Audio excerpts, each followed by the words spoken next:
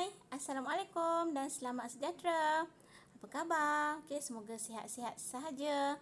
Okey, baiklah kita akan sambung pembelajaran Komsas kita. Okey, kita dah belajar dah pun. Okey, minggu lepas. Okey, tapi cikgu ajar maksud pantun, okey, tema dan persoalan dan juga bentuk pantun. Okey, itu pantun dua kerat Pantun dua kerat, pantun tu ada dua baris lah.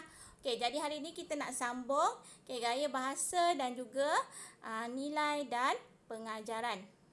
Okey, sebelum kita mulakan kelas, seperti biasa, kita lihat dulu objektif pembelajaran dan kriteria kejayaan. Okey, objektif pembelajaran, untuk menyatakan aspek Komsas dengan betul. Okey, kriteria kejayaan, yang pertama, menghuraikan gaya bahasa beserta contoh, yang betul, yang sesuai. Kemudian yang kedua, menerangkan nilai dan pengajaran pantun. Dan yang ketiga, menjawab soalan pemahaman dengan betul. Sudahkah anda bersedia? Pastikan buku teks Komsas, Ku Ingin Berterima Kasih dan buku latihan Komsas kamu dah keluarkan. Jangan cikgu dah habis ajar, video pun dah habis, baru nak keluarkan buku. Susahlah sebab kita nak tengok sambil-sambil tu kita boleh tengok dia punya pantun. Kita nak lihat gaya bahasa. Yang pantun ni cikgu dah baca dah minggu lepas. Jadi cikgu skip lah ya. Tak payah baca gaya bahasa pantun. Yang pertama, imej alam. Imej alam ni adalah yang berkaitan dengan alam sekeliling kita lah. Pokok, awan, rumput, pantai, ombak. Tapi kat sini kita kena berdasarkan pantun. Pantun yang kita belajar lah. Pantun dua kerat, nasihat. Jadi imej alam dia adalah pucuk kawah, buah sintang, buah senikul. Buah senikul, buah sintang ni dia adalah buah hutan. Saya pun tak pasti rupa dia macam mana, tapi dia memang ada di dalam hutan. Kemudian repetisi. Repetisi ni adalah perulangan kata, perkataan pada baris yang sama. Maksudnya dalam satu baris tu ada perulangan perkataan yang sama. Contoh, buah sintang, buah senikul. Buah kat situ kan. Kemudian satu memegang, satu memikul. Perkataan satu. Maksudnya dalam satu baris ada perulangan perkataan yang sama. Yang seterusnya, responsi. Responsi ni adalah perulangan perkataan di tengah baris. Tolong ingat nanti bila dah salin nota, kamu tengok balik video cikgu bagi ni, kamu tulislah dekat buku latihan, buku nota kamu tu. Sebab cikgu sekalikan nota latihan sekali. Jadi responsi itu adalah apa? Perulangan perkataan di tengah baris. Perkataan yang sama di tengah baris. Tengok contoh tu. Berapa jauh wujud dengan sifat, sejauh lutut dengan pelipat. Perkataan dengan. Maksudnya kat sini dalam satu rangkap tu, dalam satu rangkap pantun, ataupun syair ke sajak ke, ada perkataan yang sama berulang di tengah baris. Kalau di awal baris anafora, kalau di hujung baris adalah epifora. Tak apa, nanti kita akan belajar. Kalau di tengah-tengah, responsi nama dia. Kemudian kata ganda. Kata ganda lah, dah belajar dah pun kata ganda, kataan yang berganda. Hitam-hitam, pucuk kawah. Hitam tu kata apa? Kata adjektif. Yang seterusnya, unsur bunyi, asonansi. Ingat balik, perulangan vokal. Jadi dalam satu baris pantun tu, tak kira lah rangkap mana pun kamu nak ambil. Kamu ambil satu baris ayat tu lah. Satu baris ayat tu. Jadi kamu pilihlah huruf vokal apa yang berulang. Kalau kamu pilih huruf I, gariskan dekat huruf I. Kalau garis dekat huruf U lah. Bukannya semua A, E, I, O, U tu kamu garis. Salah Sebab kat sini cikgu nak tahu vokal apa yang kamu pilih. Okey, huruf apa yang kamu pilih. Okey, jadi satu sahaja.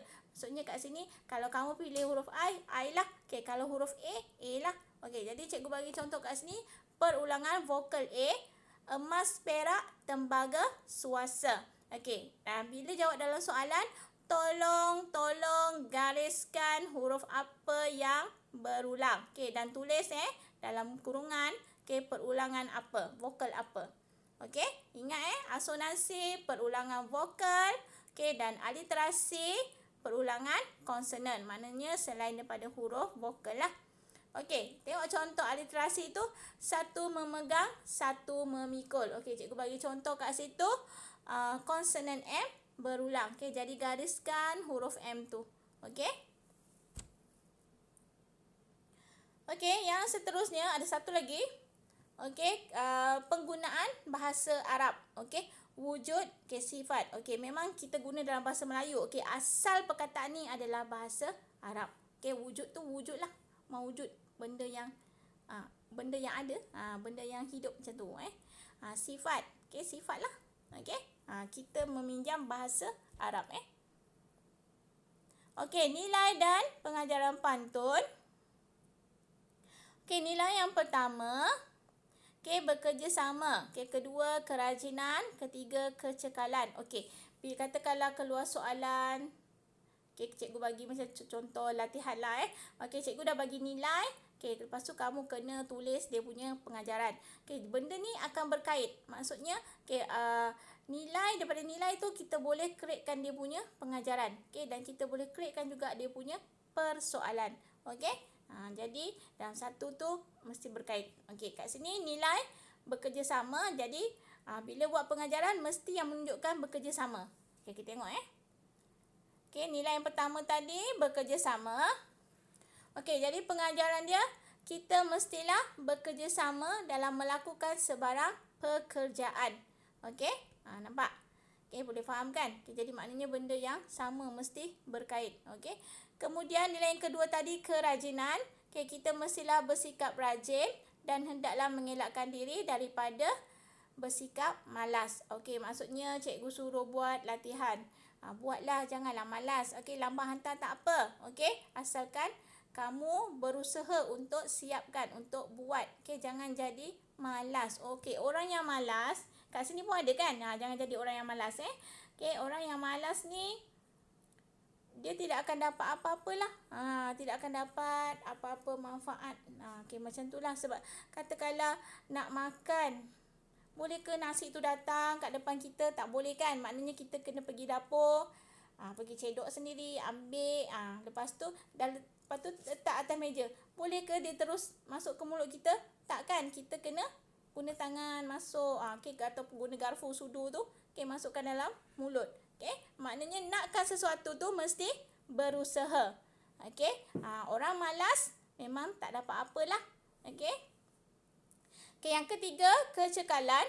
Okey, kita haruslah sentiasa cekal dalam apa-apa urusan untuk memperoleh kejayaan. Okey, maksudnya kita hendaklah cekal menghadapi cabaran. Okey. Contoh macam sekarang lah kan. Okey, cabaran dia nak belajar. Okey, tapi kita tak boleh bersemuka lagi kan. Tunggu 5 hari bulan 4 baru boleh sekolah kan. Okey, jadi itulah cabaran dia. Nak kena tengok video. Ada cikgu yang guna Google Meet. Okey, terpulanglah kepada cikgu awak nak guna medium apa. Okey. Pelbagai medium boleh digunakan. Okey, boleh juga hantar modul di sekolah, kamu boleh pergi ambil. Okey, macam-macam cara. Okey, itulah cabaran dia, cabaran nak berjaya. Okey, tak ada benda yang mudah dalam dunia ni. Okey, betul tak? Samalah macam kita nak mandi pun kena berusaha, pergi masuk toilet kena mandi, kena gosok-gosok badan, kena bubur sabun. Macam itulah. Okey, tak ada benda mudah dalam dunia ini. Okey, nak apa-apa kena berusaha. Okey. Okey, latihan. Okey, tak banyak pun, ada 5 soalan objektif. Okey, nanti cikgu akan forwardkan link ni Okey, pantun 2 kerat nasihat. Okey, jawab soalan yang cikgu bagi ni lah. Okey, lepas tu tanda. Okey, kalau kamu nak buat kat sini pun boleh, tapi make sure buat juga dalam buku tulis kamu. Kenapa? Okey, sebab saya nak tanda buku tulis kamu nanti bila dah naik sekolah. Okey, jadi itulah bukti dia. Okey. Jadi tolong tulis juga dalam buku tulis. Okey? Tak banyak, ada 5 soalan sahaja.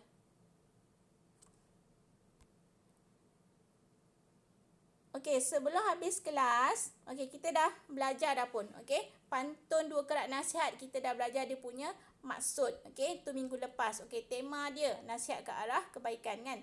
Okey, ni pun kita dah belajar minggu lepas. Okey, persoalan pun kita dah belajar minggu lepas. Okey, yang berkaitan dengan pantun tu lah. Okey, hubungan yang erat. Okey, lepas tu pasal malas melakukan suatu pekerjaan. Okey, tak akan dapat apa-apa. Okey, lepas tu kelebihan setiap orang. Okey, lepas tu kerjasama. Okey. Lepas tu kita dah belajar juga bentuk pantun. Okey. Lepas tu hari ni kita belajar gaya bahasa, nilai dan juga pengajaran. Okey. Jadi sebelum habis kelas, okey, tengok dulu pantun ni. Sebab belajar pantun, nak bagi pantun lah. Okey. Simpan sepatu, jangan dibalut. Simpan sahaja di dalam peti. Bertanam tebu di bibir mulut. Bertanam halia di dalam hati. Apa maksud dia?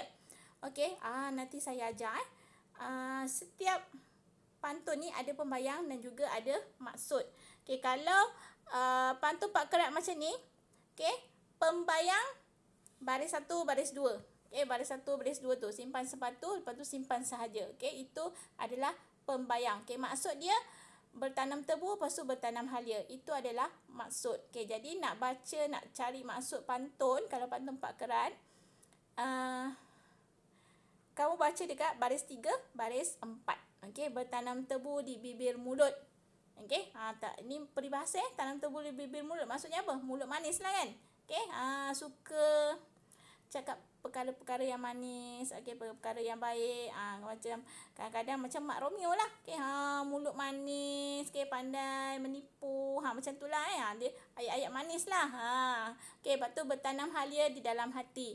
Okey, maksudnya perkara yang tak baik ataupun apa-apa yang rasa tak sedap, kita simpan di dalam hati. Okey? Perkara yang sedih, okey? Macam itulah maksud dia. Okey, hari ni saya nak bagi simpulan bahasa. Okey, paku Belanda. Tahu paku Belanda tak? Tahu tak paku Belanda? Paku tekan tu, dia bulat, lepas tu dia ada macam paku kan? Okey, dia bulat tu. Tu adalah paku Belanda. Okey, maksud dia harga tetap. Okey, bila harga tetap, kita tak boleh tawar-menawar lagi lah. Dia memang dah fixed price.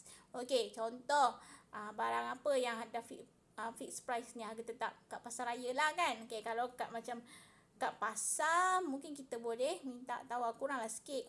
Tapi kalau pasar raya tak boleh. Okey, jadi tengok contoh ayat. Harga barang-barang di pasar raya sememangnya paku Belanda dan tidak boleh ditawar lagi. Okey. Okey, itu sahaja untuk hari ini. Okey, untuk belajar komsel hari ni lah. Okey, puisi tradisional, pantun 2 kerat nasihat. Okey, kalau tak faham, jangan malu, jangan segan untuk tanya. Okey, jaga kesihatan, jaga diri. Okey, hiasi peribadi dengan akhlak terpuji. Okey, terima kasih. Nandri. Okey, syukran. Gracias. Bye.